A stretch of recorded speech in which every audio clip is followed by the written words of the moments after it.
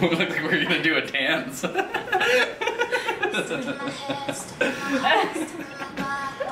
No. No.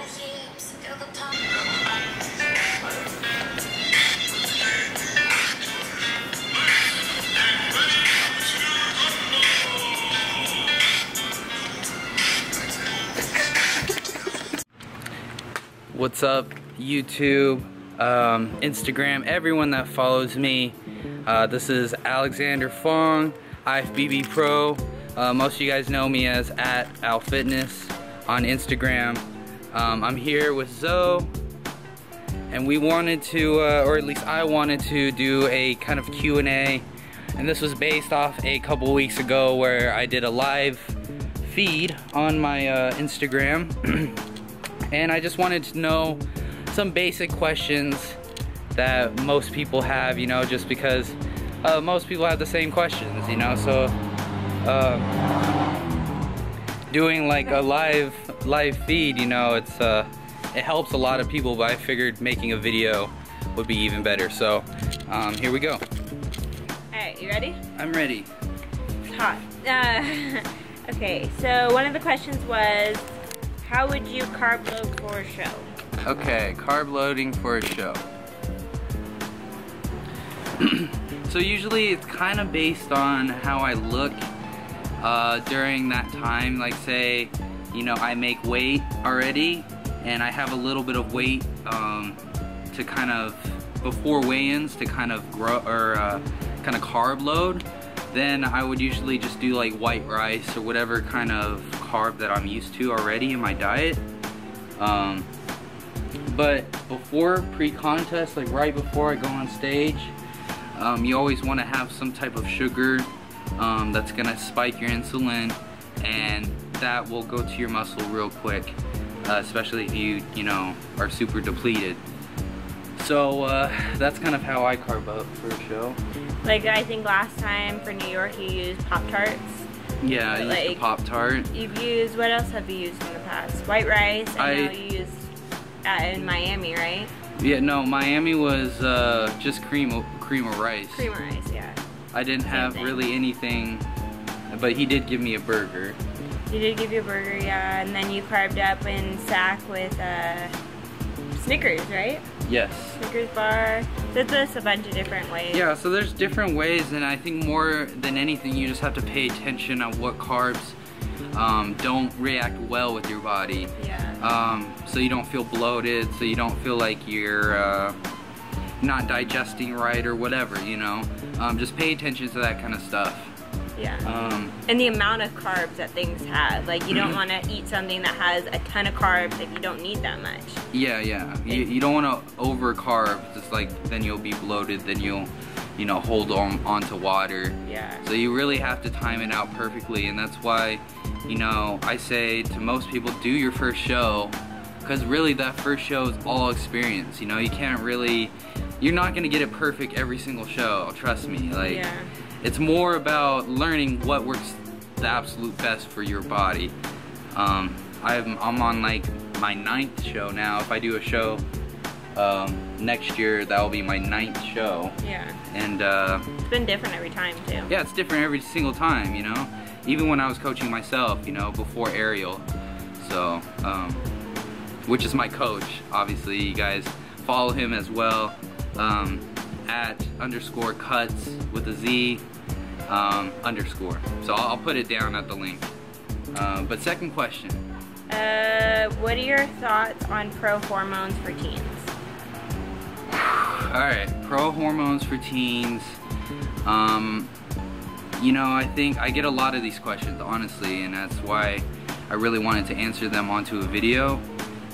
Pro hormones, I don't really know too much about, and I don't think, you know, there's a lot of studies on pro hormones. I know a couple of people in the industry that really kind of research these things, but for me personally, I don't know too much about it, so I can't really say what to take or what works, what brand, you know, whatever. But at the end of the day, you have to do your research as much as you can. You have to know what's reacting with your body and what it's doing to your body, you know what I mean? Like, you can't you can't take something and you know, expect nothing to happen, you know what I mean? For like, whatever you take, any positives, there's going to be some kind of negative. Absolutely, absolutely. You know, you're putting something that's not naturally occurring in your body, you know, and that's what a pro-hormone is. You're actually, you know, you are technically messing with your hormones. Yeah. You know, and that's not you need to health. be careful. Yeah, that's not health. That's not, you know, so, but at the same time, like I said, I don't judge people, you know, that's their decision. If they want to do whatever to their body, then that's what they do, you know what I mean? Yeah, just make sure you're aware of what you're actually doing. Yeah, just be safe. Do your research. do your research, be safe, you know, and yeah, I guess that's all I have to say about that. Question 3. How often do you practice posing? Okay, how often do I practice posing? I probably practice posing every single day. I mean, I'm posing, I always tell people, I'm posing in my head too. Like, I'm always seeing how I want to look, and I have that vision. And I think, you know, you have to think of this as, like, to me, this is where it comes to competing, you know, like, who can display themselves the most, you know what I mean? That's how it should be. At least that's how I see it. You have to envision your idea and whatever you want to portray on stage.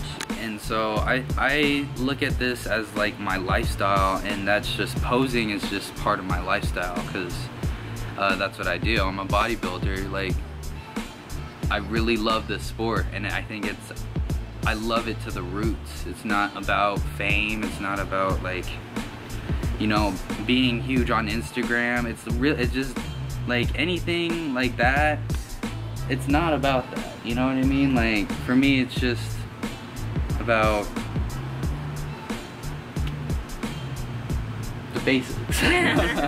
They're not enjoying it. Yeah. Enjoying, like, this is your passion, whatever. Like, it's like a dancer. If you enjoy dancing, like, you're gonna dance in your head constantly and think of new choreography. And yeah, like, you really have to love it. Like, for me, I don't really have an explanation, because it's what I do. That's what I love to do, and I express myself. That's how I express myself, you know? Yeah. Some people, it's easy for them to express themselves on a piece of paper, or, you know, in a movie, or whatever they do. That's how they express themselves. And that's the weird thing, is, like, that's how I feel like I'm most comfortable. Like, I can express myself on stage and just be myself and not really care about what anyone else thinks, really. Yeah. You know, and that's what's cool. I think I feel like I'm genuinely competing in my eyes. So I pose every day. That's my to answer that one. Question 4. What are the best old school exercises? Okay, old school exercises. Obviously, number 1, it's gonna be dumbbell pullovers. I knew you knew that I was gonna say that.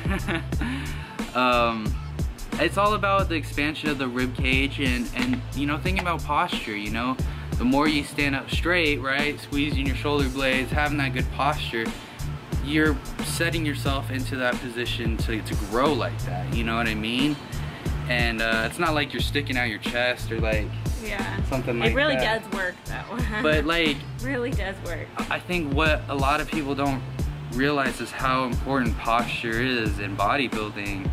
And I think that's what they paid attention to in the older school, old era, golden era, all those guys, you know, they focused on those little details. It wasn't just move weight, grow muscle, and eat, you know. I mean, it was that too, but it was also their passion, what they saw. Yeah. The workouts pertain to posing, you know, and they pertain to their physiques, and yeah, you know, I think that's how it should be. You should work, like, old school workouts should work towards something, not just getting big, not just getting you know, massive, whatever. Like, it should be something like, okay, like, this is gonna help me with this pose, and you know, dumbbell pullers are gonna help me with my, you know, vacuum. Hey guys, sorry. So the heat is it's so hot here that the heat actually turned off our camera and it got a little overheated. So we went inside where it's air conditioned, and yeah, we're gonna continue this video. I think we're on question 5. Yes. What is your current split? Okay, current split as of right now, I'm definitely doing 2 leg days a week. I'm definitely trying to do 2 back days a week. I don't really focus too much on my chest as much as my shoulders. I'm really trying to get those to stay full and grow bigger. And then arms, obviously I hit them as much as I can too as well. But my split really hasn't been something that's been consistent, unfortunately, ever since New York, just because I've been traveling here, I've been going there, I've been very busy. So but for the most time, I usually do Mondays chest and shoulders, Tuesdays would be legs, Wednesdays would be back, Thursdays would be shoulders again, or yeah, shoulders, and then Friday is arms, Saturday's legs, and then Sundays I'll either take a rest day or I'll do something, you know, that I feel like I need to work on. So that would be like a weak point training day, calves, forearms, whatever. Okay, question 6. What are your average macros, and do you count macros? What do you do? Okay. I used to count macros. I feel like for the most part, once you get in tune with your body, you don't really have to. I mean, you'll kind of know what the numbers are, and you're just gonna know what works, you know what I mean? Like after a while, I like to leave this to my coach, Ariel. He keeps me in check, you know. I don't really ask too much about the macros. For me, I just let him kind of focus on whatever he wants to give me. So I don't count them personally. I used to back in the day when I first started. I think it's important to learn. Yeah. You know, how much protein you should be taking, especially if you're going intensely, especially if you're doing 2-a-days, if you're doing high intensity cardio. You gotta pay attention and know how to adjust your macros. I think it's very important.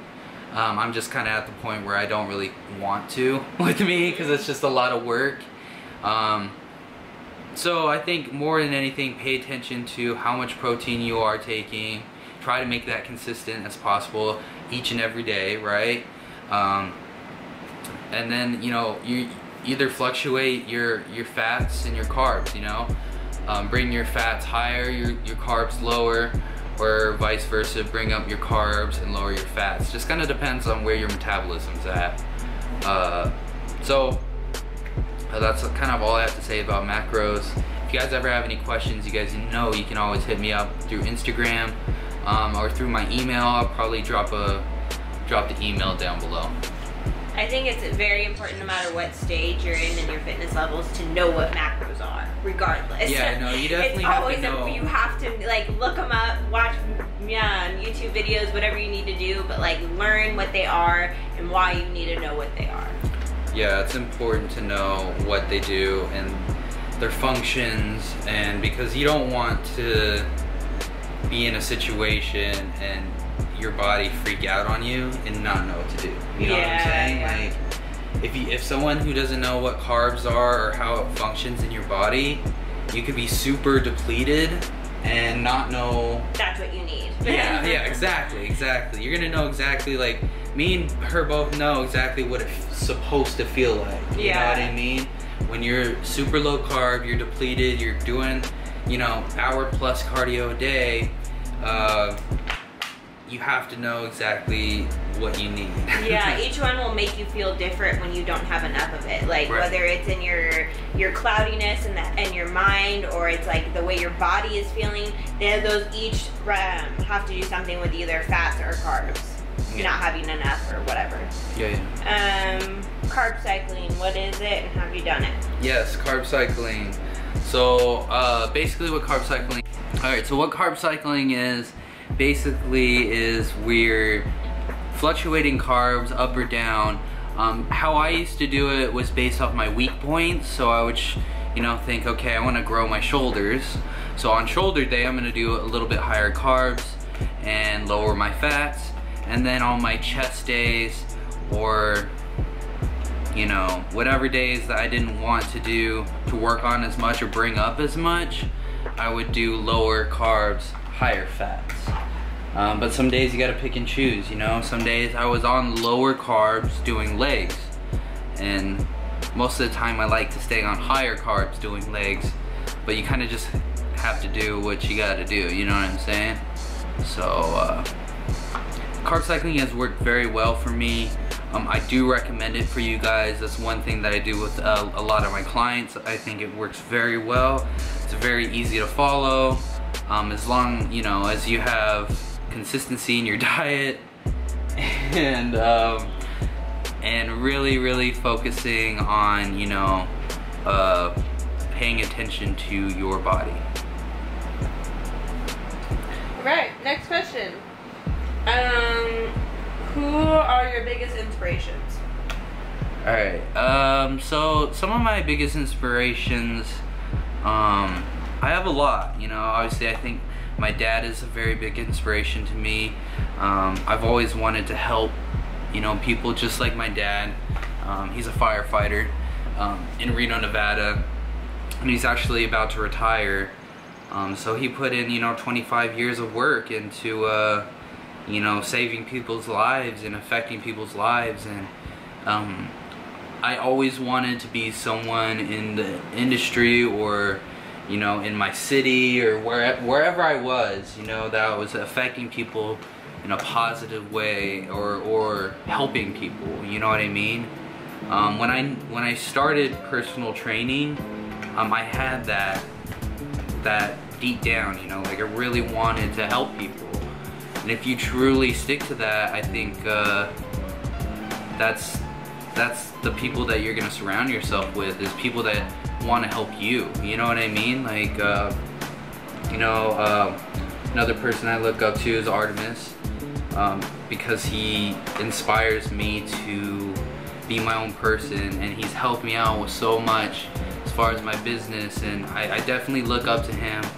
Not only his physique, but just the person that he is.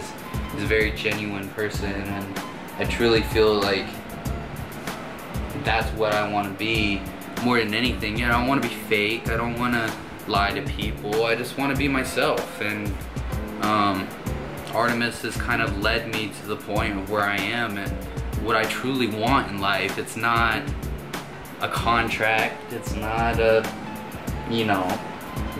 it's just more about helping people. That's really what it comes down to, So, yeah, I think those are two really huge people that came into my life. And obviously Ariel, he's an amazing person. He's taken me in, and he's believed in me since day one. He saw me on stage, I think my first show, Governor's Cup, when I competed with Tyler. And I'm truly speechless for this guy. Like, he's a great guy. He's helped me out so much, and I can't say enough, you know what I mean? Like, I just hope that for myself I can, bring these people as much as they brought me, you know what I mean? Like, help them as much. So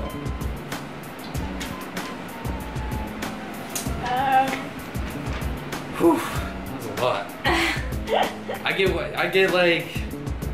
like I get worked up, like, I'm an emotional person, like that. Those questions like get me going, you know what I mean? Like, what do you want to leave as your legacy? Okay, that's a cool question.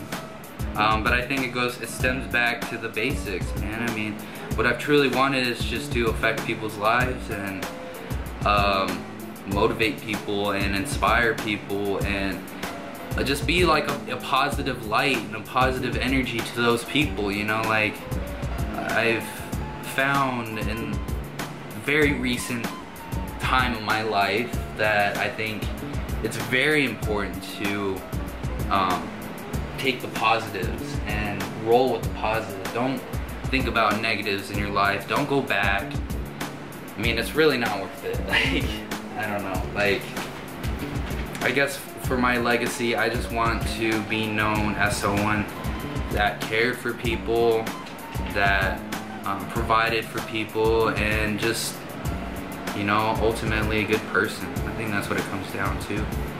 I mean, it's cool to say that you've won this and you won that and you've achieved this or that, but if you're not a good person, you know, yeah, it doesn't really mean much at the end of the day. You really have to think about what is life and what is that meaning to you, you know? And a legacy, it doesn't have to be something that's super crazy out of this world. It could be something that it's like, you know, having a family could be a legacy, or, you know, achieving something that you've worked really hard for. You know, leave your legacy, and I think that should be your focus. Leave your legacy, leave your mark of whatever you do at your best, you know? Yeah. And for me, I want to be the best at providing people inspiration and motivation, like I said. So I hope that kind of answers the question. And last one. Future business ventures. What do you have planned for? Okay. So moving forward, right now I'm not training for a show. I am currently just kind of taking time off. I've trained for shows for the past 2 years non-stop, and I definitely know I need a break from that. So I'm gonna start focus on my business, obviously, you know, putting out more workout programs, you know, getting clients and helping them with their shows, helping her with her show. You know, we are going to Key West in August, so that's gonna be a fantastic thing. Much like the trip that we did in San Diego, where we helped 25-ish kids and some adults just, you know, live in our lifestyle and see how we live, and so we're gonna be doing that again in August of this year in Key West. So I'm very excited for that. Then after that, it's gonna be the Tahoe show. You know, I'm gonna stay busy and really just focus on my clients. And is that it? Yeah, that's all. Awesome, awesome. So I appreciate you guys listening. You know, I'm still new to YouTube, so I appreciate you guys who follow through the entire video, listen to my voice and how weird I am, my answers and all that good stuff. I thank you guys so much for all the support on Instagram, all the messages that I get. It's amazing, and it truly inspires me.